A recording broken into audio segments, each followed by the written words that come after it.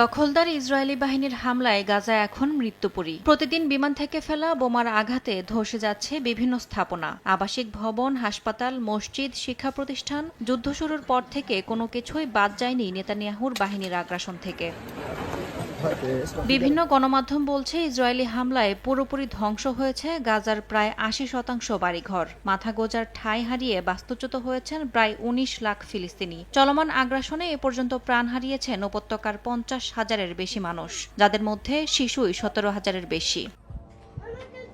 বিভিন্ন মানবাধিকার সংস্থার বরাতে আল জাজিরা জানায়, ইসরায়েলি হামলায় গাজায় গড়ে প্রতি ৪৫ মিনিটে নিহত হচ্ছে একটি শিশু। ফিলিস্তিনি কর্তৃপক্ষ ও আন্তর্জাতিক শিশু অধিকার সংস্থাগুলোর তথ্য বলছে, ১ বছরের কম বয়সী অন্তত ৯০০ শিশু মারা গেছে ইসরায়েলি হামলায়, আর ৫ বছরের কম বয়সী নিহত শিশু ৪,০০০-এর বেশি।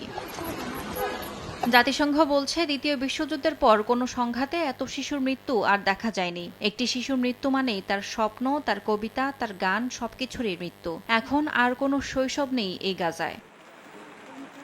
ইয়াসমিন অনন্যা, সময় সংবাদ।